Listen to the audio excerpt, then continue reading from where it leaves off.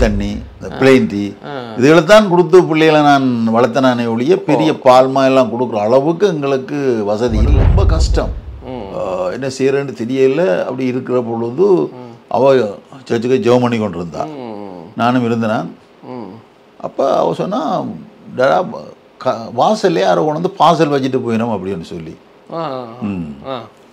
அப்போ நான் டக்குன்னு போய் வெளியில் பார்த்தேன், யாரையும் காண உண்டு விழுந்து அப்படியே வெட்டிக்காமல், அதை வந்து பழைய மரத்தின் வேருக்குள்ளே ஆகப்பட்டு அது ப்ரெஸ் பண்ண முடியாமல் அப்படியே குண்டு பக்கத்தில் இருந்து படத்தை எடுத்துட்டு சரி இந்த படத்தை இந்த பைபிளுக்குள்ள வச்சுருந்தேன்.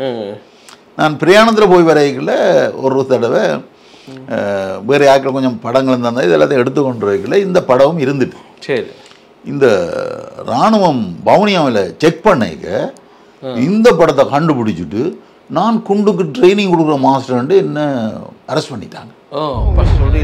நல்லா எஸ்டாப்ளிஷ் ஆயிருக்கு. கொஞ்சம் நாங்கள் ஆண்டவருக்குள்ள கொஞ்சம் நாங்கள் காமுக்கே தெரிஞ்சிருக்குன்னா அப்போ அந்த அளவுக்கு நீங்கள் மினிஸ்ட்ரி நல்லா டெவலப் ஆகிருக்கணும். இந்த யுத்தம் நடக்கும், நீங்கள் ஒரு தடவை பில்டிங் கட்டுவீங்க இல்லையா? இப்போ சர்ச்சுக்கு இருக்கீங்க ஒரு பில்டிங், ஆனால் யுத்தம் நடக்கும் பில்டிங் அஃபெக்ட்லாம் ஆயிருக்கான்னு கேட்குறேன். பில்டிங் ஆமாம், எங்களுக்கு அந்த வரந்தனில் இருக்கிற பில்டிங் அப்படி தரமட்டமாக 15 பொடியும் அப்படியே பெட்டியில் அடக்கி 15 பொடியும் பெரிய பண்ணிப்பா அடக்காரதனை செய்தேன்.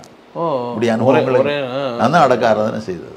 எப்படி அந்த ஃபேமிலியெல்லாம் நீங்கள் ஆறுதல் படுத்துனீங்க? அது அதே உங்களுடைய சாட்சியில் கேள்விப்பட்டோம், நீங்கள் ஒரு புல்லட் ப்ரூஃப்னு சொல்லி பேர் வச்சுருக்காங்க, ஊழியக்காரர் சொன்னாங்க அப்படிங்கிறது. அது என்ன காரணம்? நான் அந்த பயப்படுறதில்லை. ஒரு தடவை பைபிள் ரிவ்யூ சேனலில் உங்களுடைய சாட்சிகளையும் ஊழிய அனுபவங்களையும் பகிர்ந்து கொள்ள விரும்புனீங்கன்னு சொன்னால் எங்களுடைய வாட்ஸ்அப் நம்பரை கான்டெக்ட் பண்ணுங்கள். அது மட்டும் இல்லாமல் நீங்கள் ஃபாரினில் இருக்கீங்க அப்படின்னா உங்களை ஜூம் ரெக்கார்டிங் எடுக்கிறதுக்கும் நாங்கள் ரெடியாக இருக்கோம். ஸோ நீங்களும் எங்களை கான்டெக்ட் பண்ணலாம். உங்களுடைய வாட்ஸ்அப் நம்பர் 8428196238. இந்த வாட்ஸ்அப் நம்பருக்கு உங்கள் டீட்டெயில்ஸ்லாம் அனுப்புங்க. நிச்சயமாக உங்களுடைய அனுபவங்கள் பலருக்கும் விசுவாசத்தையும் பக்தி விருத்தியும் தூண்டுங்கிறத சந்தேகம் கிடையாது.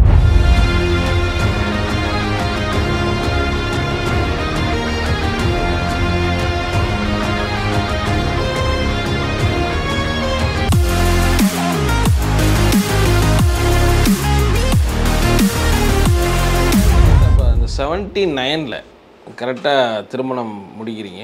அப்புறம் உங்கள் வாழ்க்கை எப்படியே போகுது? அவள் திருமண வாழ்க்கையில் என்னுடைய காரியங்கள் இனி அவள் கொஞ்சம் ஆள் கடவுளுக்குள்ள ஜெப ஜீவியத்தில் கொஞ்சம் நல்ல உறுதியாக இருந்தபடினால நாங்கள் அப்படியே உறுதியாக போனோம். அதான் இந்த யுத்தங்கள் கொஞ்சம் கூட ஆரம்பித்ததும்.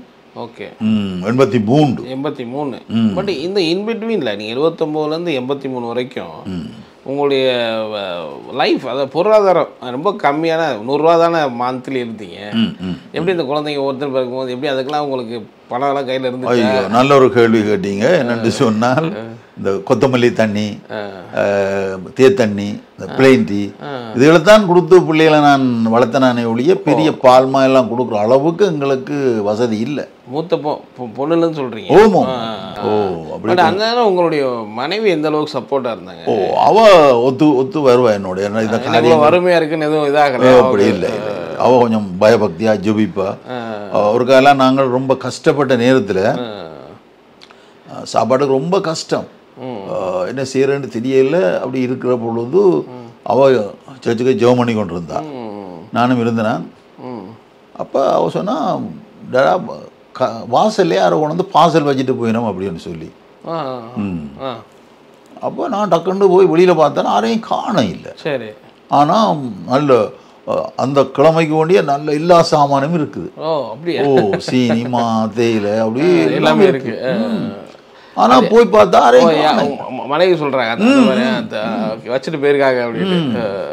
ஆனா யாரையும் காணல. இந்த சாமான் எடுத்து நாங்கள் நல்லா சமைச்சு சாப்பிட ஆண்டவர் அப்படி நிறைய அற்புதங்களை ஆண்டவர் செய்தார். ஓ, ஆனா விசுவாசம் வளர்ந்தது எங்களுக்கு. அப்படியே நீங்க மேரேஜ் பண்ணி வந்துட்டே இருக்கீங்க, இந்த வறுமையும் பாக்குறீங்க. ஊழியத்தில் எப்படி வளர்றீங்க?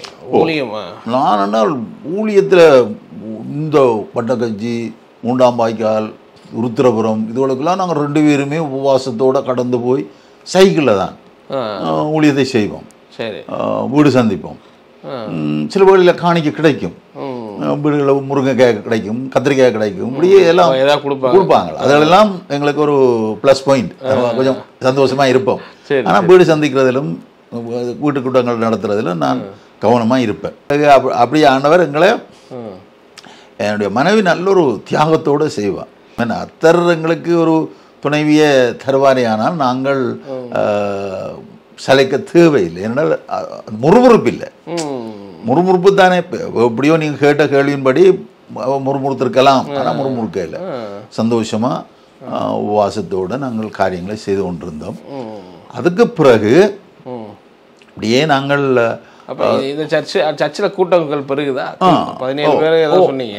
ஆமாம், அதில் கூட்டம் பெருங்கள். மற்ற வீட்டு கூட்டங்களை நாங்கள் கூடுதலாக நடத்தி வீட்டு கூட்டங்களை செய்து, இப்போ கிளிநொச்சியில் நாங்கள் ஒரு சிறிய ஆராதனை வச்சு கொண்டு இருந்தாங்க. அந்த காலத்தில் 25 ரூபா அந்த வச்சிருந்த அந்த வீட்டுக்கு வாடகை. அப்போ நாங்கள் பரவாயில்ல, 25 ரூபா தானே மாதம், அப்போ அதை கொடுத்து வாடகை தான். ஒரு வருஷத்துக்குள்ள ஜனங்கள் கொஞ்சம் கூட வந்துட்டாங்க. அப்போ நாங்கள் இன்னும் ஒரு பகுதியை, ஒரு அறைக்கு தான் 25 ரூபா, இன்னொரு 25 ரூபா கொடுத்து 100 ரூபாய்க்கு 50 ரூபாய்க்கு பெரிய கொஞ்சமாக விசாலமான இடமாக ஒரு 45-50 பேர் வர துவங்கிட்டார். இங்கே இடம் இல்லை.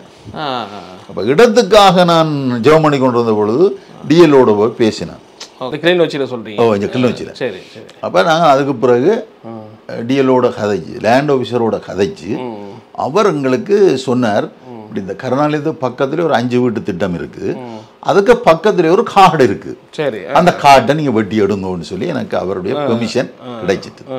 அப்ப நானும் என்னுடைய விசுவாசி ஒருவரும் வந்து இந்த பகுதியை வெட்டி, இதில் ஒரு 35 அடி அகலம் 40 அடி நீளத்தில் ஒரு கொட்டில் ஒன்று போட்டு கிடுகாலம் மேய்ஞ்சி ஆராதனை நடத்தும். 70 பேருக்கிட்ட வர துவங்கிட்டாங்க. 70 பேர். முதல் 50 பேர் இருந்தால் இப்போ 70 பேருக்கு. ஆனால் கிளிநொச்சியில் நீங்கள் தான் முதல்ல இந்த மினிஸ்ட்ரிக்குன்னு ஆரம்பிச்சதுன்னு சொல்கிறாங்க. கரெக்டா, நான் தான் முதல் ஒரு ஆலயத்தை ஆரம்பித்தது கிளிநொச்சியில். ஃபர்ஸ்ட் சர்ச் நீங்கள் தான். அதுக்கு பிறகு அப்போ எப்படி இருந்துச்சு ஃபர்ஸ்ட்? நாங்கள் கேட்குறது மக்களுடைய மனநிலை. நீங்கள் காஸ்பல் ஆண்டவர் கொண்டு வர்றதுலாம் எவ்வளோ சவாலாக இருந்துச்சு? ஓ, மக்கள் வாஞ்சியாக இருந்தாங்க. ஓ, வருவாங்க. அப்போ அந்த காலத்தில் இந்த சிபிஎம்மும் வந்துடுது. ஓ சரி. அப்போ ஓ, அவங்களும் ஏற்கனவே சும்மா வந்து போவாங்க, அவங்களுக்கு சர்ச் இல்லை. அப்போ நான் லேண்ட் ஆஃபீஸுக்கு அப்ளை பண்ணியிருந்த பொழுது சரி, இவையும் அங்கே அப்ளை பண்ணபடினால அங்கே சர்ச்ன்றது இவைக்கு எங்களுக்கு பக்கத்தில் அங்கே ஒரு இடத்த கொடுத்துட்டோம். இப்போதும் அந்த சிபிஎம் சொல்றீங்க. சரி சரி சரி. நாங்களுக்கு ஒரு 3/4 ஏக்கர் கிட்டத்தட்ட இது. ஆனால் எங்களுக்கு இங்கே பெரிய சுண்டா நாங்கள் வெட்டி எடுத்துருந்தாங்க அந்த நாட்களில். பிறகு இந்த இயக்கம் எல்இடி வந்து எங்களோட சுண்டை கட் பண்ணி எடுத்து இதுக்குள்ளே ஒரு மார்க்கெட் ஒன்று அவை அமைச்சவை. அப்போ அவதான் இந்த மார்க்கெட்டை அமைச்சவை. இப்போ நான் அதை பற்றி பெரிய இதாண்ட இல்லை, நாங்கள் ஆண்டவருடைய பணியை செய்து கொண்டோம். அப்போ 100-200 பேர் வர துவங்கிட்டோம். சரி. ஓ, அழகான ஒரு 250 பேர் இருக்க சேர்ச்சி அமைச்சு கட்டடமாகவே போட்டு எஸ்பெக்ட் சீட் போட்டு எல்லாம் அமைச்சு நாங்கள் எங்களோட வார்டில் ஆராதனை நடத்தி கொண்டு இருக்கிறோம். ஸோ அப்படி நடத்த ஆரம்பிச்சிங்க. இதில் மக்கள் ஆசீர்வதிக்கப்பட்டாங்களா? அற்புதங்கள், ஆசீர்வாதம். அதில் ஒருவர் இங்கே இருந்து இந்த வெட்டி காட்டு என்னோட வெட்டினவர் சவுதிக்கு போனார். சரி. சவுதிக்கு போய் முதல் தனக்கு கிடைச்ச சம்பளத்தை எடுத்து இங்கே அனுப்பி அத்திவாரத்தை போட்டேன். அப்படி பணங்கள் எங்களுக்கு உதவி செய்ய தொடங்கினார்கள். அப்படியே இந்த கட்டிடத்தை போட்டு 1,15,000 ரூபா அந்த நாட்களில் நான் இந்த கட்டிடத்தை போட்டு 250 பேர் இருக்கக்கூடிய ஒரு கட்டிடம் அமைச்சு நடத்தி கொண்டு இருந்தேன். எந்த வருஷம் அதை அமைச்சிங்க? 1983 இதை அமைக்கிறீங்க. Okay okay okay. அதே மாதிரி வெளியவும் நிறைய சுவிசேஷங்கள்லாம் போகிறீங்க இடத்துக்கு. மேக்ஸிமம் நீங்கள் போகாத இடங்களே இலங்கையில் இலங்கை என்று இந்த அதாவது கிளிநொச்சி மாவட்டம், முல்லைத்தீவு மாவட்டத்தை நாங்கள் அப்போ சுவீகரித்து கொண்டு இருக்கிறோம். இப்போ கிளிநொச்சி முல்லைத்தீவில் போய் ஒரு மினிஸ்ட்ரி ஆரம்பித்து அங்கே ஒரு சேர்ச்சி அமைச்சு இப்படியே நாங்கள் அந்த கிளை ஊழியங்கள், கிராம ஊழியங்களை நாங்கள் கவனித்து கொண்டு இருக்கிற பொழுது தான் இந்த யுத்தம் ஆரம்பிச்சது. கொஞ்சம் கொஞ்சமாக கூட துவங்கிட்டு. ஸோ அது 87 இல்லை, 84 85 அதிலே வந்து அப்படியே ஆரம்பிச்சு கொண்டே இருந்தது. அப்போ தான் ஸ்டார்டிங்கில் வருது.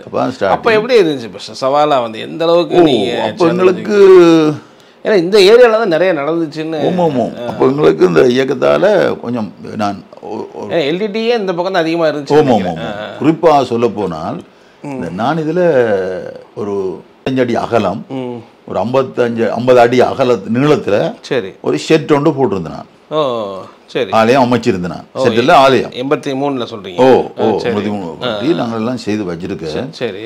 இந்த எஸ்பெக்டர் ஷீட் போட்ட அதே மாதிரி இந்த இயக்கம் ஒரு 3 கிலோமீட்டருக்கு அங்கால இதே ரோட்டில், இந்த கனபுரம் ரோட்டில் சரி அவங்க மாதிரி 3 கிலோமீட்டருக்கு அப்புறம் இதே மாதிரி ஒரு அமைப்பு ஒன்று அங்கே ஒன்று போட்டிருந்தாங்க. சரி சரி சரி. இவங்கள் இந்த நான் நினைக்கிறேன் உளவாளியல், அந்த ஆமியின் உளவாளியல் சரி இந்த அமைப்பை அங்கே கொண்டு கொடுத்துருக்குறாங்க.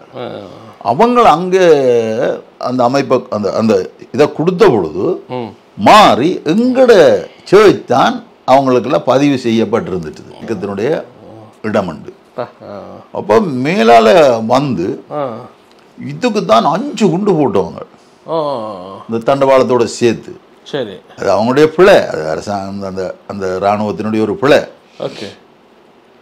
ஒரு குண்டு விழுந்து அப்படியே வெட்டிக்காமல் அதை வந்து பழைய அந்த மரத்தின் வேருக்குள்ளே ஆகப்பட்டு அது ப்ரெஸ் பண்ண முடியாமல் அப்படியே கிடந்துட்டுது. ஓ முதல்ல குண்டுகள் அங்காலங்களில் வெட்டிச்சு 2-3 பேர் காயம் இப்படியெல்லாம் நடந்தது. சரி.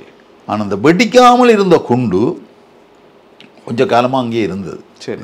காணிக்கல எங்களுடைய சர்ச் வளவுக்குள்ளே இருந்தது. ஓ அதாவது அவங்க இடத்துல போகிறது போல அவங்க நம்ம இடத்துல போட்டாங்க. ஆனால் வெடிக்கல. ஓகே. வெடிக்காமல் ஆண்டவர்கிட்ட கிருபையினால பாதுகாக்கப்பட்டபடினா இல்லை என்றால் இன்னைக்கு நம்ம சரித்திரமும் சரி. ஆனாலும் ஆண்டவர் அற்புதமாக காப்பாடு அந்த ஸோ அப்போ தான் அந்த யுத்தம் ஸ்டார்ட் பண்ணி நடக்குது. மேலால தான் போடுவாங்க. உடனடியாக நான் எம்ஓடி மினிஸ்ட்ரி ஆஃப் டிஃபென்ஸுக்கு லெட்டர் ஒன்று கொடுத்தேன். இப்படி எங்களுடைய ஆலயம் இந்த ரயில்வே லைனோட அருகோட இருக்குது. ஆனால் 5 குண்டு போட்டவர்கள் அது ரயில்வே ரோடு அங்கெங்கெல்லாம் விழுந்து எங்களுடைய ஆலய வளவுக்குள்ள ஒரு குண்டு வெடிக்காமல் இருக்குது. கிட்டத்தட்ட 5 அடி நீளம், ஒரு 2.5 அடி சுற்றளவு. பாதுகாப்புக்கு மினிஸ்ட்ரி ஆஃப் டிஃபென்ஸில் கொண்டு கொடுத்தீங்க, அறிவித்தல் கொடுத்துட்டோம். இதில் என்ன நடந்துட்டுன்னு சொன்னால் இதில் ஒரு வித்தியாசமான ஒரு சூழ்நிலை அமைஞ்சிட்டுது. இந்த குண்டு ஆண்டவர் வெடிக்க வைக்கையில தானே. நான் இப்படி ஒரு வெள்ளை ஷர்ட்டும் வெள்ளை காய்ச்சிட்டு தான் போட்டிருந்தேன். அது பக்கத்தில் படுத்திருந்து ஒரு படம் ஒன்று எடுத்தேன். எடுத்து இந்த பைபிளுக்குள்ளே சும்மா வச்சிருந்தேன். சரி. அந்த குண்டு பக்கத்தில் இருந்து படத்தை எடுத்துட்டு சரி இந்த படத்தை இந்த பைபிளுக்குள்ளே வச்சிருந்தேன். நான் பிரயாணத்தில் போய் வரைக்குள்ள ஒரு தடவை வேறு யாருக்கில் கொஞ்சம் படங்கள் இருந்தால் இது எல்லாத்தையும் எடுத்துக்கொண்டு வைக்கல இந்த படமும் இருந்துட்டு. சரி. இந்த இராணுவம் பவுனியாவில் செக் பண்ணிக்க இந்த படத்தை கண்டுபிடிச்சிட்டு நான் குண்டுக்கு ட்ரைனிங் கொடுக்குற மாஸ்டர்ன்ட்டு என்ன அரெஸ்ட் பண்ணிட்டாங்க. இந்த ஃபோட்டோவை பார்த்துட்டு நீங்கள் சும்மா இதுக்காக ஞாபகத்துக்கு எடுத்து வச்சது நானே ஏதோ குண்டுக்கு ட்ரைனிங் கொடுத்தது ஒரு ஆமி சரி ஆள் கொடுத்துட்டான். அந்த ஒரு பெரிய கேம்புக்கு கொண்டு போயிட்டான்.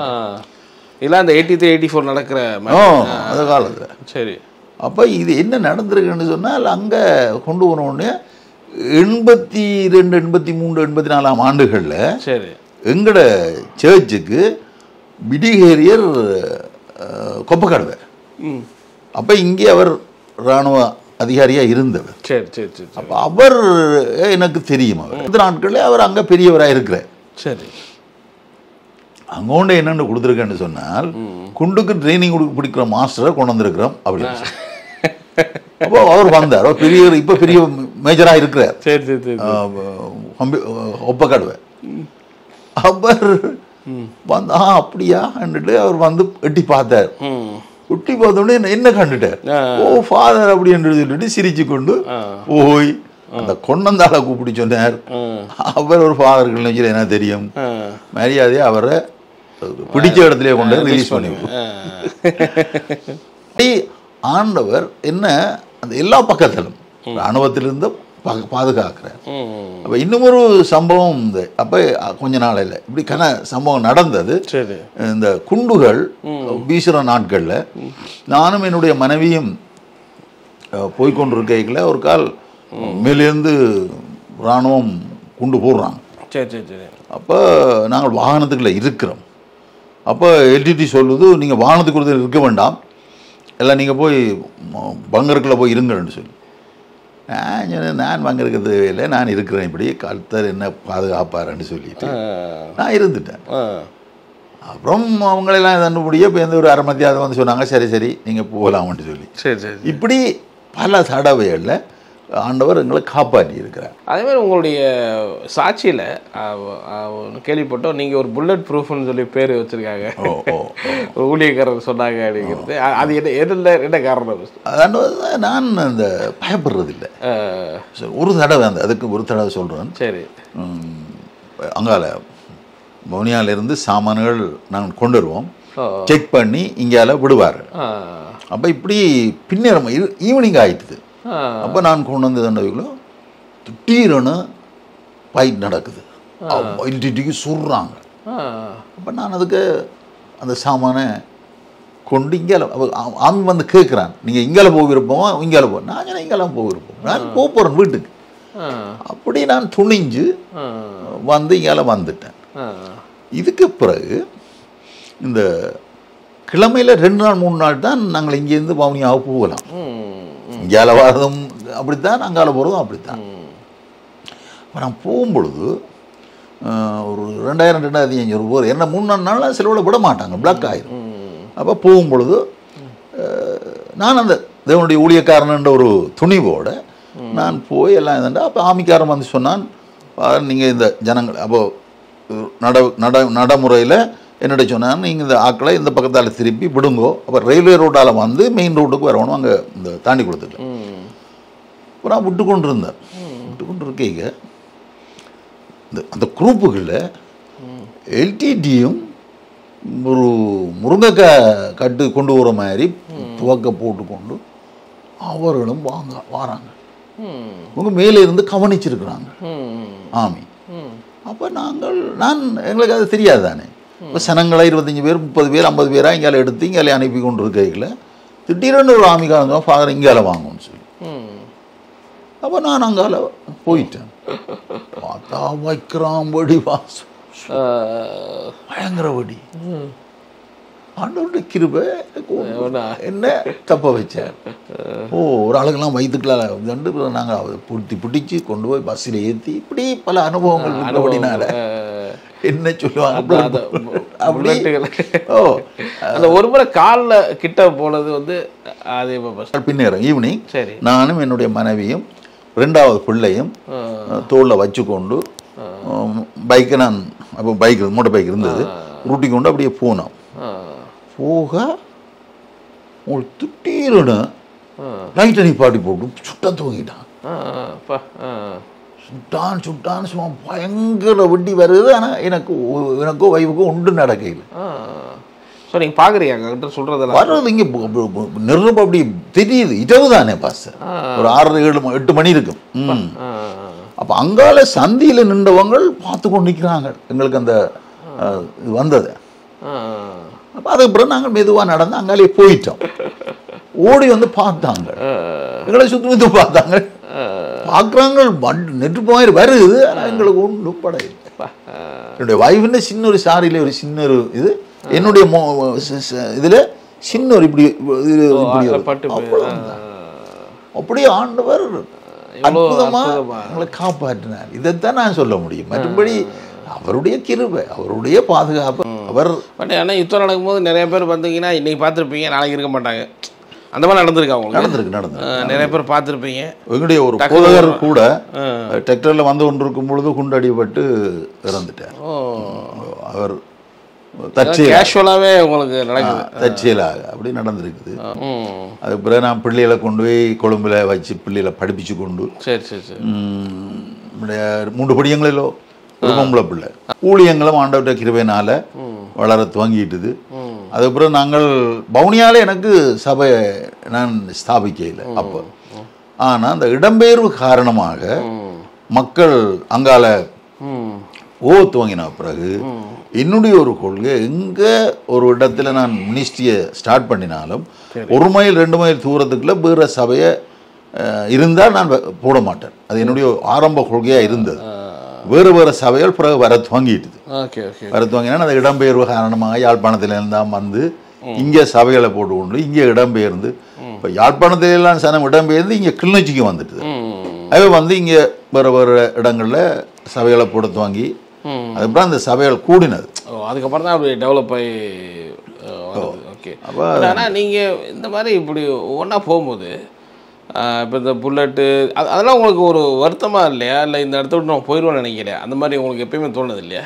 இல்லை இல்லை, அதான் வந்து நான் உதாரணமாக அதுக்கு ஒரு நல்லவேளை நீங்கள் அதை கேட்டபடினால சரி சரி ஒரு தடவை இயக்கம் என்ன போட்டு என்னோட கொஞ்சம் இந்த சில சாமான்களை கொண்டு வர சொல்லும் அப்படி இப்படின்னு எல்லாம் கொஞ்சம் என்னோட முரண்படும். சரி. இப்போ நான் சொல்லுவேன், தம்பி ஒரு மனுஷனை அழிக்கக்கூடிய அல்லது ஒரு மனுஷனுக்கு விரோதமாக இருக்கக்கூடிய சாமான்கள் நாங்கள் கொண்டுறாது.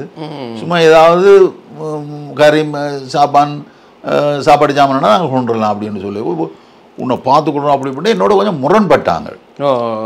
நான் சொன்னேன், நீ இப்போ சுட்டால் நான் பரலோகத்தை போயிடுவேன், உண்டு ஆத்மா தான் கெடும் அப்படின்ட்டு தைரியமாக இயேசு எனக்காக மரித்திருக்கிறார், இயேசு எனக்காக ரத்தம் சிந்தி இருக்கிறார், இயேசு எனக்காக அவர் உயிர்த்தெழுந்து ஜீவிக்கிறார். எனவே அவர் என்னோட இருக்கிறபடினாலே எனக்கு எந்த பிரச்சனையுமே இல்லை, நான் பயப்பட மாட்டேன் அப்படி துணிவாக சொல்லி காலங்களை கடத்தி கொண்டிருந்தேன். இப்படியாக ஆண்டவர் என்ன தைரியப்படுத்தினார். கிளை ஆரம்பித்தேன். இந்த நாட்களில் ராஜேந்திரம் சில சுவிசேஷ கூட்டங்களை இங்கே வைப்பார். அந்த சுவிசேஷ கூட்டங்கள் வைக்கிற பொழுது வேற ஜனங்கள் வந்து இங்கே சபைக்கு வருவார்கள். இங்கே மட்டுமல்ல, கிளைச்சபை இப்போ நாங்கள் ரத்னபுரத்தில் அந்த திருவியாறில் கூட அங்கே ஒரு லேண்ட் ஒன்று எடுத்து அங்கே சர்ச்செல்லாம் போட்டோம்.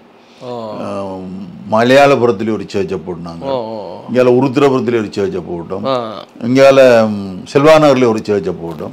இப்படி எல்லா இடங்களிலும் பிரான்ச் சர்ச்சில் ஆரம்பித்து முண்டாம்பாய்க்காலே ஒரு சர்ச், இப்படியாக எங்களுடைய சபை வளர்ச்சி அடைய தொடங்கிச்சுது. பட் ஆனால் அந்த ஒரு சர்ச்சை நீங்கள் இந்த சர்ச்சை ரன் பண்ணுறதே ரொம்ப கஷ்டப்பட்டு ரன் பண்ணியிருப்பீங்க.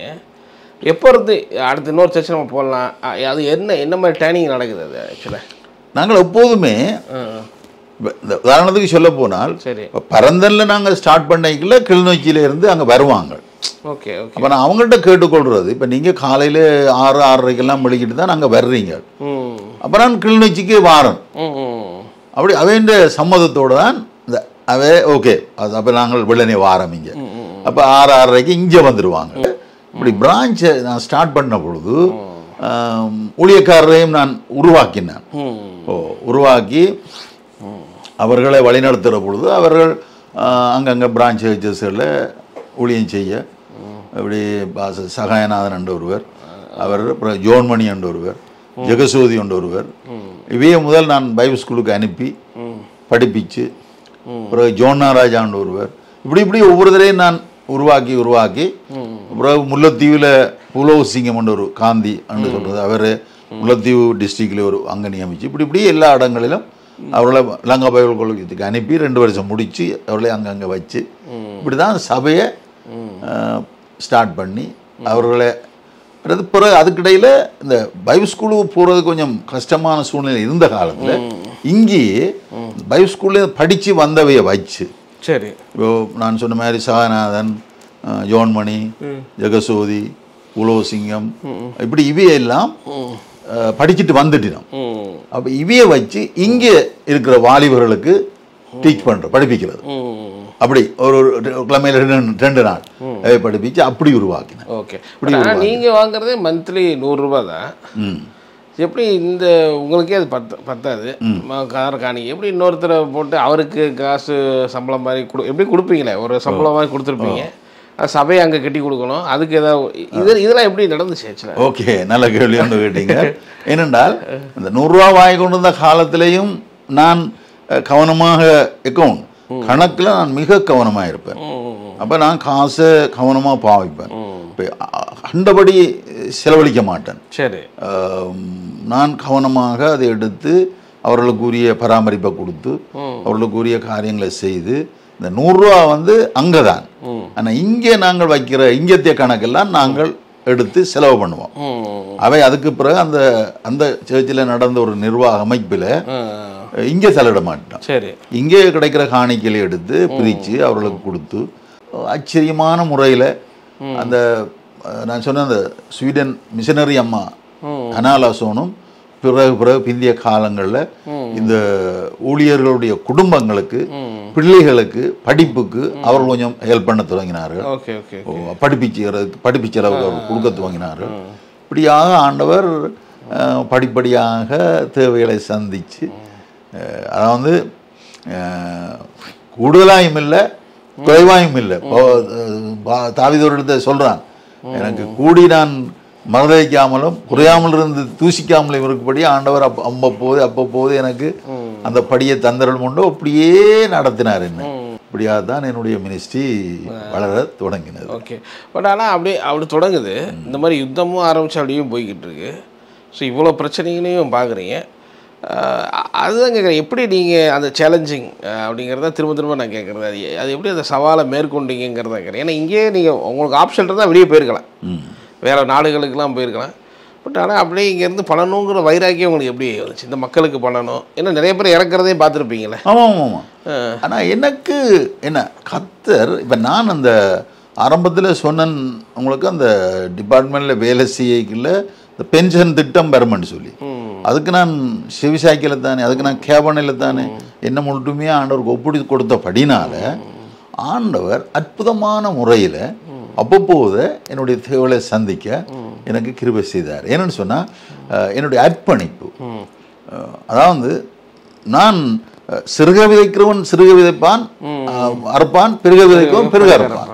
அப்போ நான் விசாலமாக சுவிசேஷங்களை சொல்லி ஜனங்களை ஆதாயப்படுத்தி ஊழியர்களை உருவாக்க தொடங்க ஆண்டவர் ஆசீர்வதிக்க தொடங்கினேன். அந்தந்த இப்பவும் அந்தந்த இடங்களில் கிடைக்கிற பணம் அங்கதான், இப்பவும் அங்கங்க கிடைக்கிற பணத்தை அவர்கள் எடுத்து பயன்படுத்துறாரு. அப்படித்தான் நான் செய்தேன். பட் அவங்களுக்கு நீங்க ஆரம்பத்தில் எதை வச்சு கொடுக்குறீங்கன்னா, இப்போ வந்து போய் இந்த இடத்துல ஊழியம் பாருங்க அப்படின்னா அவங்களுக்கு தான் நீங்கள் பில்டிங் கட்டி கொடுக்குறது அந்த மாதிரிலாம் பண்ணுவீங்களா? அப்படி கேட்குறேன், அந்த மாதிரி ட்ரைட் பண்ணீங்களா இல்லை நீங்கள் எப்படி அவங்கள? இல்லை, பில்டிங் கட்டி கொடுக்குறதுக்கு நான் கொஞ்சம் ஹெல்ப் பண்ணுவேன், நிறுவனங்களோட கதைச்சு. சரி, அதுகள் மந்த்லி ஏதாவது சப்போர்ட், அது நீங்கள் ஆரம்பத்தில் மந்த்லி சப்போர்ட் நான் வேறு இடங்களில் கதைச்சு சரி சில இடங்களில் செய்து கொண்டு இருந்தேன் நான். உதாரணத்துக்கு நான் இங்கிலாண்டில் போய் அந்த சபைகளோட பேசி, அது இந்த வருது அமெரிக்காவிலேருந்து சில இதுகள் செவன் சர்ச், இப்போது செவன் சர்ச் அண்டு இயங்குது, முந்தி விடுதலை மண்டபம். அப்போ அங்கே நான் இருந்த காலத்தில் கூட அங்கே ஒரு மிஷனரி எங்களுக்கு கொஞ்சம் சின்ன உதவி, சரி $100, $25, $100, $50. எப்படி போனீங்க? அதை எந்த டைம் வந்து நீங்கள் ஃபாரின் இந்த மாதிரி ஒரு வாய்ப்பு கிடச்சிது? இங்கேருந்து நீங்கள் 87 இப்படி யுத்தம் நடக்குது, எந்த டைமில் நீங்கள் எனக்கு வெளிநாடு போகிறதுக்கான வாய்ப்புகள் கிடைக்குது? வெளிநாட்டுக்கு எங்களுக்கு முதல் லண்டனுக்கு தான் நாங்கள் ஒரு படிப்புக்கு போனாங்க. படிப்புக்கு ஆனால் பில்லி கிராம், ஓகே, அமெரிக்கன், அவர் ஒருக்கா எங்களை ஹாலண்டுக்கு கூப்பிட்டவர், அவரே டிக்கெட் போட்டு கூப்பிட்டவர். ஹாலண்டு பில்லி கிராம் எங்களுக்கு அவருக்கு எப்படி தெரிஞ்சு? இங்கே இலங்கையிலேருந்து வருஷம் இதெல்லாம் சொல்கிறீங்க? அது 1986. அப்பயே பில்லிகிராம் தெரியுதுன்னா அந்த அளவுக்கு உங்கள் மினிஸ்ட்ரியும் ரொம்ப நீங்கள் சாதாரணமாக உங்கள் மினிஸ்ட்ரி சொல்கிறீங்க, ரொம்ப நல்லா எஸ்டாப்ளிஷ் ஆகிருக்கு. கொஞ்சம் நாங்கள் ஆண்டவருக்குள்ள கொஞ்சம் நாங்கள், ஏன்னா பில்லிகிராமுக்கே தெரிஞ்சிருக்குன்னா அப்போ அந்த அளவுக்கு நீங்கள் மினிஸ்ட்ரி நல்லா டெவலப் ஆகிருக்கணும். பில்லிகிராம் இலங்கையில் ஒரு 35-40 ஊழியக்காரர்ல கூப்பிட்டவர், அதில் நானும் ஒரு ஆளாக போனேன். ஓகே, அப்படி அந்த இதில் அப்படி போனீங்க, குரூப்பாக போனேன். சரி. அதுக்கப்புறம் 88 லண்டன்ல ஒரு குரூப் உண்டு, சரி, அவையோட நான் போய் அங்கே ஒரு 3 மாத ஸ்டடி எடுத்து படிப்பெல்லாம் செய்து படிப்பிச்சவ அப்படி போனான். அப்படி ஆண்டவர் படிப்படியாக எங்களோட மினிஸ்ட்ரி அந்த நாட்களில் இங்கே யுத்த பிரதேசம் தானே பன்னியில். அப்போ என்ன அவர்கள் இனம் கண்டு கொண்டாரு ஓரளவுக்கு, நான் இங்கேயே நிற்கிறேன், நாங்கள் போகல அப்படின்னு சொல்லி சில பேர் வெளிநாட்டுக்கு போயிட்டு அங்கேயே செட்டில் ஆயிட்டுனோம். நான் ஆசையே இல்லை, என்ன கேட்டிருந்தவர்கள் நான் அதுக்கு சம்மதம் தெரிவிக்கிறேன். அந்த 86 பில்லிகிராம் பார்த்தீங்க, தனியாக பேச முடிஞ்சதா அவர் கேட்குறேன். அவர் சும்மா கூப்பிட்டு எங்களை என்கரேஜ் படுத்தி நல்ல ஸ்டடி கொடுத்து பேசுனீங்களா? அப்படி சந்தர்ப்பம் எங்களுக்கு ஒரு பைபிள் ஸ்டடி கொடுத்து எங்களை என்கரேஜ் படுத்தி யுத்த சூழ்நிலை கஷ்டங்கள்ல இருக்கிற மக்களுக்கு அவர் எங்களை என்கரேஜ் படுத்தினார், நல்ல ஸ்டடி கொடுத்து, அவ்வளோதான். ஸோ அதை நீங்கள் இங்கே இம்ப்ளிமெண்ட் வந்து நாங்கள் இன்னமும் உறுதியாக வேதத்தில் என்ன சொல்லியிருக்கு, கர்த்தருடைய வேலையை அசதியாய் செய்கிறவன் சபிக்கப்பட்டவன். ஆனால் கர்த்தருடைய வேலையை சரியாக நாங்கள் செய்வோம்னு சொன்னால் எங்களுக்கு ஆசீர்வாதம் தான். நாங்கள் உற்சாகமாக செய்தோம். சும்மா படுத்திருக்கல பூ ஜபம் விசிட் பண்ணுறது, ஜனங்களை சந்திக்கிறது, அப்படி இருக்கிறபடினால நாங்கள் கூடுதலாக நேரத்தை அப்படி செலவழித்தோம். அதுக்கேற்ற பலனை நாங்கள் அனுபவிக்கிறோம், இப்போவும் அனுபவிச்சு கொண்டு இருக்கோம். ஸோ அப்படியே உங்கள் லைஃப் அப்படி மூவ் பண்ணிகிட்டே இருக்குது. அப்புறம் இந்த 90லேருந்து 95 டோட்டலாகவே இந்த யாழ்ப்பாணம் எல்லாமே உங்கள் யுத்தக்கலாம் எல்டிடியுடைய கண்ட்ரோலில் இருந்துச்சுல்ல, அப்போல்லாம் நீங்கள் எப்படி இங்கே சபையெல்லாம் எப்படி ரன் பண்ணிட்டு இருந்தீங்க? எந்த அளவுக்கு இருந்துச்சு உங்களுக்கு? அப்போ கொஞ்சம் அந்த போக்குவரத்துகள் கொஞ்சம் கஷ்டமாக இருந்தது தான். சரி, பிரயாணங்கள் செய்கிறதெல்லாம் பஸ் வசதிகள் இல்லை. ஆனாலும் அந்த அந்த அந்த நாட்கள் தான் நாங்கள் அந்த கிராம ஊழியங்களை பெருப்பிச்சது. ஏனென்றால் அங்கங்கே தெரியலை, பஸ் வசதிகள் இல்லை தானே. அங்கங்கே போய் நாங்கள் இந்த ஊழியக்காரர்களை உருவாக்கி, நான் சொன்னேன் தானே ஆரம்பத்தில் இந்த பைபிள் ஸ்கூல் இங்கே அங்கே படித்தவர்களை இங்கே வச்சு படிப்பிச்சு அவர்களை அங்கங்கே வச்சு அவர்கள் மூலமாக இந்த கிளை ஊழியங்கள் வளர்ந்தது. இப்போ அந்த டைமில் நீங்கள் கேட்குற இப்போ நீங்கள் சபையெல்லாம் வைக்கும்போது கரண்ட் இல்லாமல் இருந்திருக்கும், பொருளாதார பிரச்சனை இருந்திருக்கும், அதெல்லாம் எப்படி நீங்கள் அந்த டைம்லலாம்? அது எங்களுக்கு சகசம் கொஞ்சம் பழகிட்டோம். அங்கே கரண்ட் இல்லை, பெட்ரோமேக்ஸ்ன்னு சொல்லி அந்த கேஸ் அடித்து பெட்ரோல் மண்ணெண்ணெயை விட்டு பம்ப் பண்ணி மேண்டில் எரியும் மேண்டில், அப்படி அது அந்த பழகிட்டீங்க அந்த மாதிரி. பட் ஆனால் உங்களுக்கு ஒரு ஆப்ஷன் கிடச்சிச்சுல, நீங்கள் வெளிநாட்டுலாம் போகிறீங்க, ஏன் அந்த இந்த மாதிரி இந்த டயத்தில் நீங்கள் போகாமல் ஏன் இவ்வளோ டெடிக்கேட்டடாக இங்கே இருந்தீங்கிறதான் என்னுடைய. அதாவது இல்லை, இங்கே உங்களுக்கு உயிர் பயம் இருக்குல்ல, இங்கே உயிர் பயம் இந்த பிரச்சனை இருக்குல்ல, அதெல்லாம் நீங்கள் யோசிக்கலையா? அங்கே போய் கொஞ்ச நாள் இருப்போம் அப்படி கர்த்தர் எங்களை வச்சிருக்கிறாருன்ற நம்பிக்கை, அந்த விசுவாசம் எங்களுக்கு இருந்தது. Okay okay. அங்கே போய் பணம் சம்பாதிக்கணுமென்ற மைண்ட் இருந்தால் தான் அப்படி வரும். அது எங்களுக்கு அது இல்லை.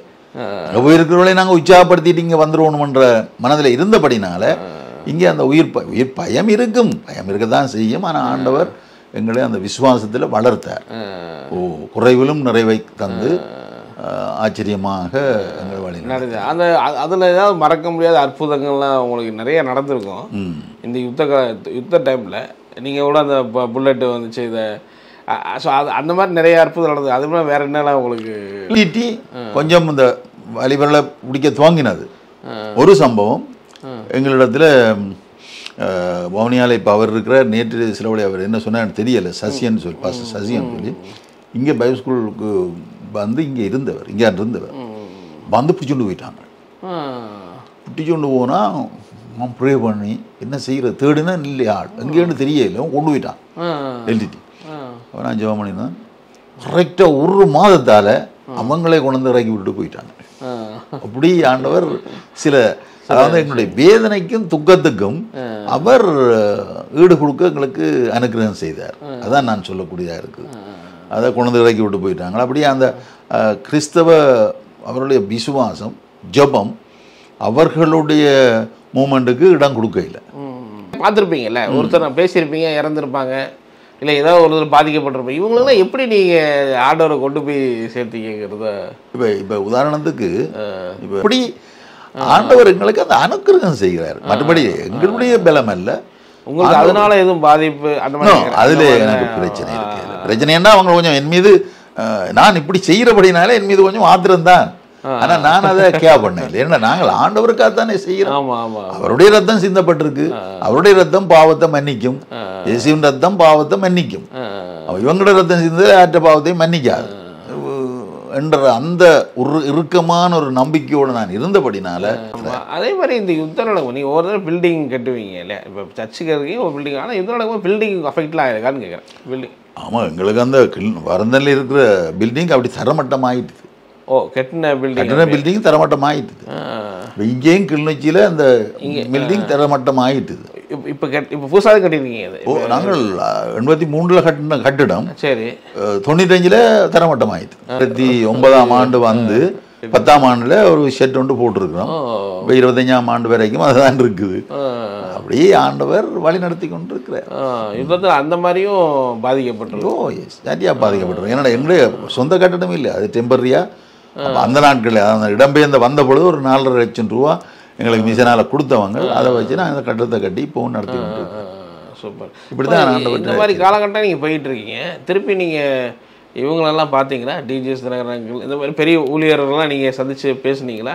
நான் தினகரனை கண்டு அந்த காலத்திலேயே சொல்லிட்டேன். இப்படி நீங்கள் ஒரு கதை சொன்ன பொழுது நான் வரையில்லை, நான் போயிட்டேன், மன்னிச்சுக்கொள்ளுங்கோ, ஆண்டவர் இப்போ என்ன அப்படி நான் சொல்லியிருக்கிறேன். சரி சரி சரி சரி. அவரோட பேசின பழகின அனுபவங்கள்ல மறக்க முடியாத விஷயங்கள் இருக்கா? அவர் தேவனுடைய மனுஷன். தினகரன் உண்மையிலேயே ஒரு அன்பான தேவ மனுஷன் தான். அந்த காலத்தில் 76 77 டாக்டர் புஷ்பராஜம் வந்திருக்கிறார். Okay okay. பழகின அந்த அனுபவம். மற்றபடி எங்களோட சர்ச்சுக்கு 2000 சொச்சத்திலே ஒருக்கா இங்கே வந்துட்டு போனார் புஷ்பராஜ். இப்படி சில ஊழியக்காரர் வந்துட்டு போயிருக்கிறேன் கிளிநொச்சிக்கு. ஸோ அவரோட பழகின அனுபவங்கள்லாம் நல்ல ஆண்டவருடைய ஒரு கிருபை இருக்குது. அவைக்கு கிருபை இருக்கிறதுனால எங்களுக்கு நல்ல எங்களை உற்சாகப்படுத்தக்கூடியதாக எங்களுடைய விசுவாசத்தை இன்னும் கட்டி எழுப்ப ஆண்டவர் அனுக்கிரகம் செய்திருக்கிறார். ஸோ இப்போ 95ல் ஒரு யுத்தம் பார்த்துருப்பீங்க. அப்படியே நீங்கள் வரிசையாக வந்தீங்கன்னா அதுக்கப்புறம் உங்கள் லைஃப் 2000 அதுக்கப்புறமே எண்டில் ஒரு யுத்தம் நடந்துச்சு இல்லையா? அப்படியே பணியைத்தான் செய்து கொண்டு நாங்கள். சரி. இந்த கடைசி இந்த யுத்தம் 2009ஆம் ஆண்டில் முடிகிற தருவாயில் எனக்கு ஒரு அனுபவம் என்னன்னு சொன்னால், நான் அவர்களோட கவனமாக தான் பழகினேன். அப்போ இவங்க தீர்மானிச்சிட்டாங்க எல்லாரையும் நாங்கள் இங்கே வச்சுக்கொண்டே இந்த யுத்தத்தை செய்ய வேணும்னு சொல்லி. அப்போ இந்த பாஸ் எல்லாம் நிப்பாட்டி போட்டாங்க. பாஸ் நிப்பாட்டிட்டாங்க. பாஸ்னா என்ன? அங்கால போகிறதுக்கு ஒரு பாஸ் வேணும், இல்லாட்டா இயக்கம் விடாது. ஓ அப்படியா? ஓ இங்கேருந்து வெளியே போகிறதுக்கு பாஸ், வெளியில் போகிறதுக்கு ஒரு பாஸ் இருக்க வேணும். இவங்க கொடுத்தா தான் வெளியே போகிறதுக்கு, வவுனியாக்குள்ள போகிறதுக்கு ஒரு பாஸ். இவங்களோட பாஸ் வாங்கினா தான் ஆமிகிட்ட போகலாம். ஓ சரி சரி. ஆமி அங்கே வச்சு எங்களை எல்லாம் செக் பண்ணி போட்டு தான் ஆமி அங்கால எடுப்போம். இல்லாட்டி எல்டிடி இதை விடாது விடாது விடாது விடாது. அப்போ எங்களுக்கு என்னையும் வைஃபையும் வந்து சந்திச்சுட்டு எங்களுக்கு சொன்னாங்க, நாளைக்கு நீங்கள் போயிருங்கோ, நாங்கள் இந்த பாசத்தை ஆரம்பிச்சு சொல்லி.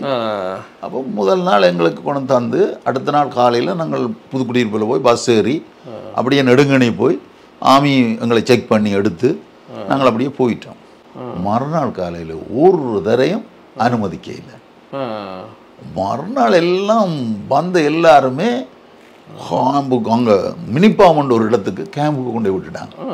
ஓ ஆனால் ஆண்டவர் என்னையும் வைவையும் அந்த நாட்களில் வெளியில் நாங்கள் இருந்து வவுனியாவுக்குள்ளே வெளியில் நின்று அந்த மினிப்பாமுக்குள்ளே போன ஆட்களுக்கு நாங்கள் நிறைய உதவிகளை செய்யக்கூடியதாக ஆண்டவர் எனக்கு அனுக்கிரகம் செய்தார். ஸோ அதுக்கப்புறம் யுத்தம் ரொம்ப பெரிய ரொம்ப பெரிதாகி எல்லாரும் அடி போட்டு எங்களோட நிறைய விசுவாசிகள் செத்துட்டார்.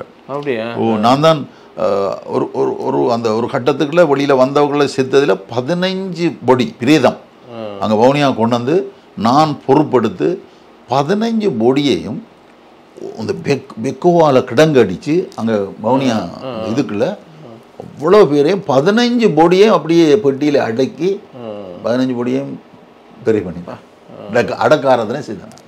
இப்படி அனுபவங்களை நான் தான் அடக்காரதனை செய்தது. எப்படி அந்த ஃபேமிலியெல்லாம் நீங்கள் ஆறுதல் படுத்துனீங்க? அது சரியான. அப்போ அது அந்த ஃபேமிலிகளுக்கு நாங்கள் உதவிகளை செய்து கடவுளுக்குள்ளே அவர்கள் நல்ல ஆண்டவருடைய வழி நடத்தினோம். அது ஒரு ரொம்ப ரொம்ப கஷ்டமான காலம் அது.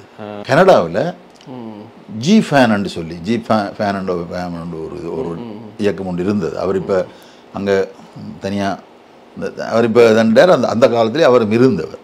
அப்போ நாங்கள் என்னோட வெஹிக்கிள் இருந்தது.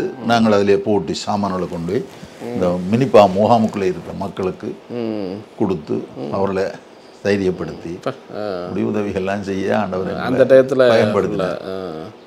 ஸோ அந்த யுத்த காலத்தை கடந்தது ஒரு பெரிய ஒரு அனுபவம். அது எங்களுக்கு சோர்வு இல்லை, ஆண்டவருடைய பலன் எங்களுக்கு இருந்தது.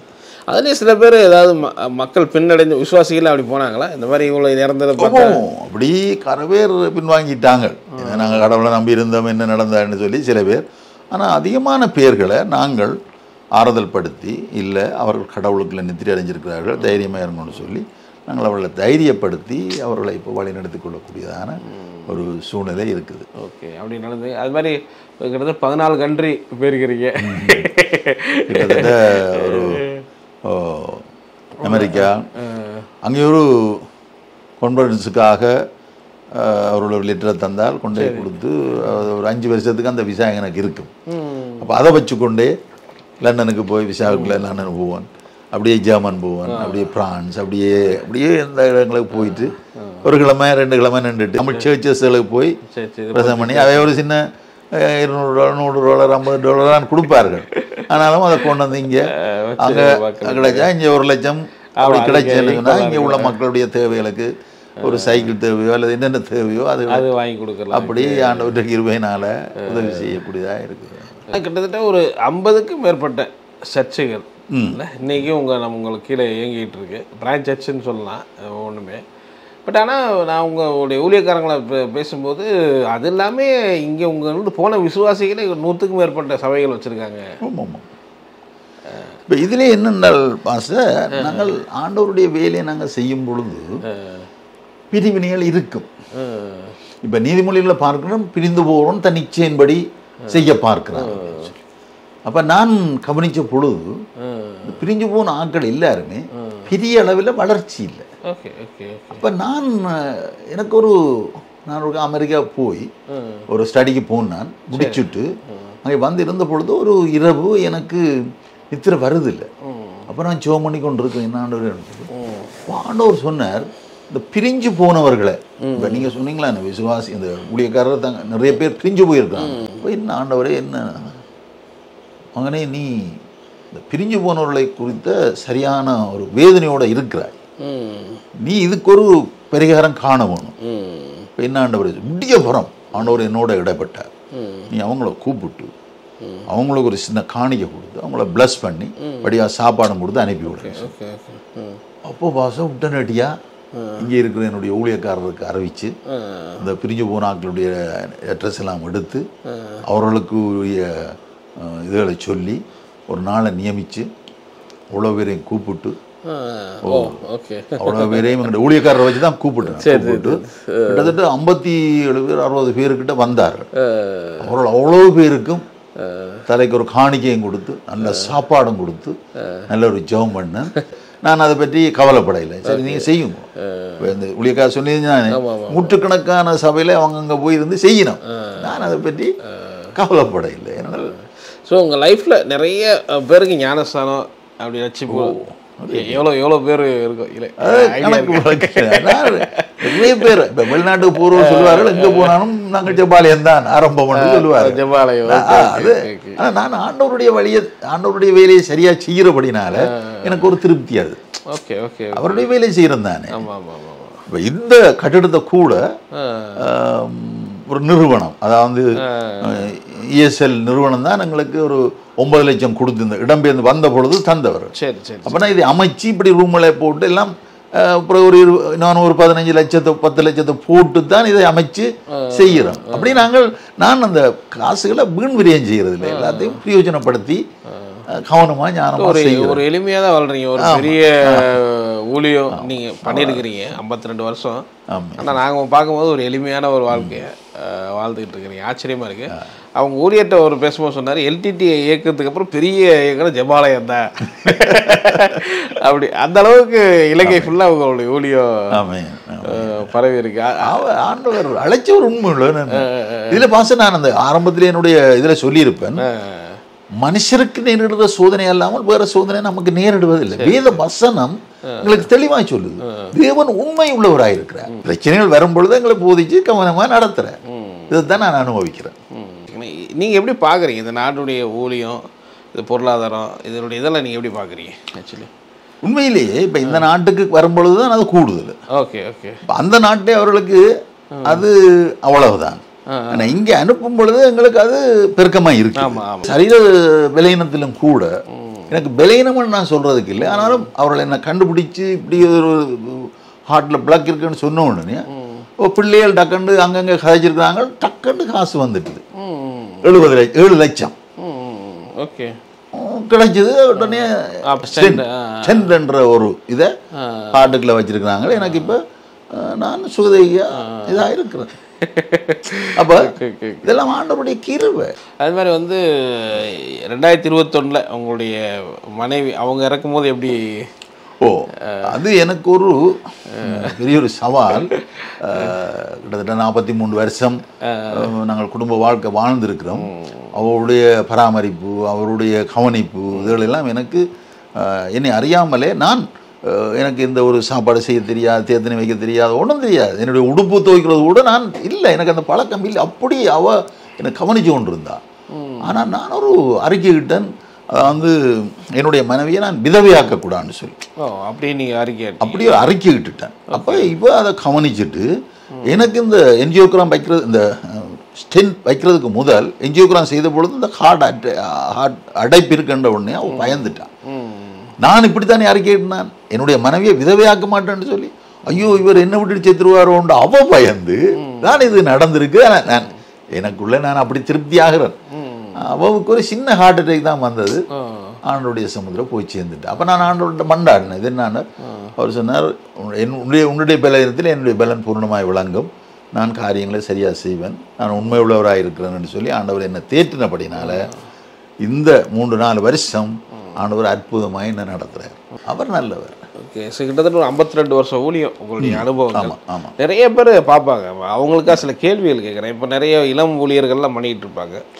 அவங்க எதை அதிகமாக ஃபோக்கஸ் பண்ணணும்னு நினைக்கிறீங்க? நீங்கள் எதை ஃபோக்கஸ் பண்ணி அவங்க லைஃப்பில் ஊழியம் பண்ணணும்? என்னென்ன பாச இப்போ பாருங்கள், ஒரு வசனத்தை நான் எப்போதும் எல்லாருக்கும் சொல்லிக்கொள்வது எபிரேயர் 13ஆம் அதிகாரம் 5ஆம் வசனம். எபிரேயர் 13:5 இதில் என்ன சொல்லியிருக்குன்னு சொன்னால், நீங்கள் பண ஆசை இல்லாதவர்களாய் நடந்து கொண்டு உங்களுக்கு உள்ளவைகள் போதும் என்று எண்ணுங்கள். இதை பார்த்து கொண்டிருக்கிறவைக்கு இது ஒரு முக்கியமான ஒரு அறிவுரையாக நான் சொல்கிறேன். அடுத்த பகுதி, இது ஒரு பகுதி என்ன சொல்லுது, நான் உன்னை விட்டு விலகுவதும் இல்லை, உன்னை கைவிடுவதும் இல்லை. யோசுவாவில் சொன்ன வசனம் இங்கே சொல்லப்படுது, நான் உன்னை விட்டு விலகுவதும் இல்லை, உன்னை கைவிடுவதும் இல்லை.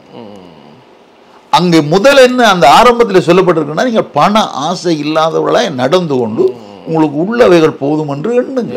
ஓகே, நான் உன்னை விட்டு விலகுவதும் இல்லை, உன்னை கைவிடுவதும் இல்லை. ஸோ அதை நீங்கள் ஸ்ட்ராங்காக அப்படி முழு வசனத்தையும் இன்றைக்கு அநேகர் விலகி கொள்வதில்லைப்பா. நான் அனுபவிக்கிறேன், என்னை விட்டு அவர் விலகவும் இல்லை, கைவிடவும் இல்லை. அதனால எதில் குறைவு இல்லைன்றி அவ்வளோதான். என்னால் இல்லை, நீங்கள் மணியை பணத்தை ஃபோக்கஸ் பண்ணும்போது அது அது கொஞ்சம் பிரச்சனையாக இருக்கும். இல்லை சார்ந்திருந்தால் அவரே விசுவாசத்தை தொடங்குவார், அவரே முடிப்பார். சில பேர் நாங்கள் பதட்டம் ஐயோ என்ன செய்யுது எங்கேயோ.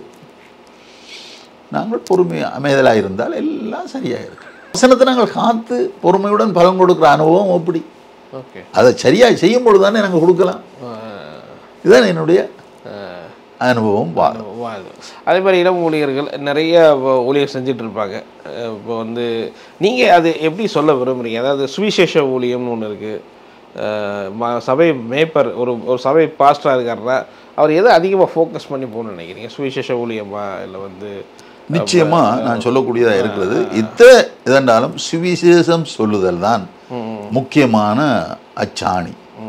சுவிசேஷத்தை நாங்கள் யாருக்கும் சொல்ல அந்த எந்த காரியத்தில் நாங்கள் ஆயத்தமாக இருக்கிறோமோ அந்த சுவிசேஷம் என்னும் அந்த பாதனையை நாங்கள் எப்பொழுதும் தரித்து கொண்டிருந்தால் எங்களோட காரியங்கள் எல்லாம் இலகுவாக இருக்கும். ஆனவர் சொன்னார், வருத்தப்பட்டு பாரஞ்சவங்களும் நீங்கள் எல்லாரும் என்னிடத்தில் வாருங்கள், நான் உங்களுக்கு இளைப்பாற தருவேன். நான் உங்களுக்கு போதிச்சு நீங்கள் நடக்க வேண்டிய வழியை உங்களுக்கு காண்பிச்சு நான் வழி நடத்துவேன். என் சுமை மெதுவாக இருக்கும், என் நுகம் இலகுவாக இருக்கும், என்னிடத்தில் கற்றுக்கொள்ளுங்கள். அப்போ நாங்கள் அப்படி செய்யாமல் சில வேளை நாங்களாக கறி பண்ணி நாங்களாக சுமந்து கஷ்டப்படுற ஒரு சூழ்நிலை சில இடங்களில் நாங்கள் கவனிக்கிறோம். ஆரம்பத்தில் நான் இங்கே வந்த புதுசில் ஸ்டீபன் என்ற ஒரு ஒரு ஆள் இருந்தவர், ஸ்டீபன் சக்திவேல்னு சொல்லுவோம். அருமையான ஒரு ஊழியக்காரர், நல்ல பாட்டு பாடுவார். என்னோட இருக்கைக்கெல்லாம் அவர் தான் பாட்டுக்கு உதவி செய்யணும். அப்படி சில ஊழியர்களை ஆண்டவர் எனக்கு இந்த டேலண்ட் உள்ள ஊழியர்களை எனக்கு அந்த ஆரம்பத்திலேயே தந்திருந்தார். அதில் இந்த ஸ்டீபன் சக்திவேல் என்றவர் நல்ல ஒரு அருமையான பிள்ளை. நல்ல பாட்டு பாடுவார். எல்லாம் அது மாத்திரமல்ல, அவருக்கு நல்ல ஆங்கில அறிவு இருக்குது, ரைட்டிங் செய்வார், எல்லாம் செய்வார். நல்லொரு நான் ஒரு பிறகு ஒரு 3-4 வருஷத்தால் மன்னாருக்கு ட்ரான்ஸ்ஃபர் ஆகி அங்கே வேலை கிடைச்சி வாட்டர் சப்ளையில் வேலை செய்தவர். ஓகே, இங்கேயும் செய்தவர் அரசாங்கத்தில், ஆனால் அப்புறம் அங்கே போய் வாட்டர் சப்ளை வேலை செய்து அப்படியே இந்த பாடல் இதுகளே ஆண்டவர். பிறகு இந்திய காலத்தில் ஜோன்மணின்னு சொல்லி அவர் இப்போ ஒரு பிரிஞ்சு போய் சபை ஒன்று செய்து கொண்டு இருக்கிறார். அவர் நல்லா பாட்டு பாடுவார், நல்ல ஆர்டிஸ்ட், எழுதக்கூடியவர். இப்படி ஆண்டவர் அந்த தாளந்து உள்ளவர்களை எனக்கு தந்து என்ன வழிநடத்த எனக்கு உதவியாக இருந்தது.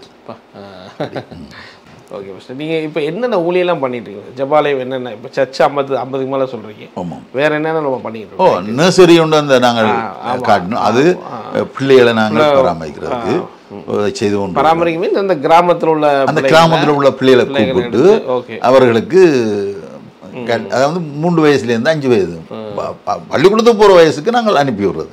அது வரைக்கும் அவர்களை இது கொடுத்து அவர்களுக்கு உணவு கொடுத்து சத்து உணவு கொடுத்து இப்படி பராமரித்து கொண்டு இருக்கிறோம்.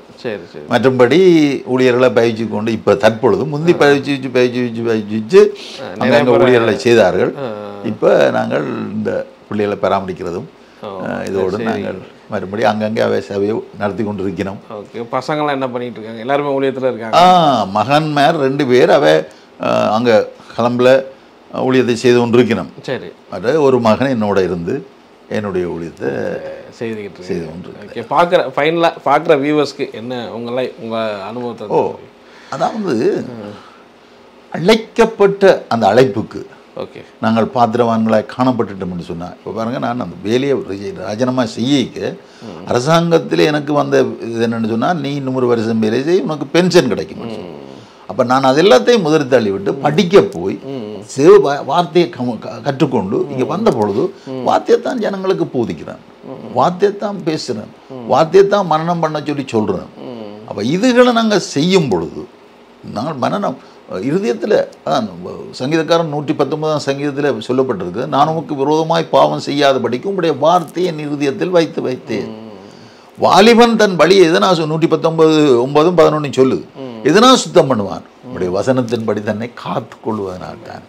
ஆகவே இப்போ மக்களுக்கு நான் சொல்லக்கூடியது என்னன்னு சொன்னால், வசனத்தை தியானித்து 1ஆம் சங்கீதம் சொல்லுது, துன்மார்க்குடைய ஆலோசனை நடவாலும் பாவியுடைய வழி நில்லாமலும் பரியாச கூடாதாலும் இரவும் பகலும் பிரியமாயிருந்து விருப்பமாயிருந்து ஆசையாயிருந்து தியானமாயிருக்கிற மனுஷன் பாக்கியம்.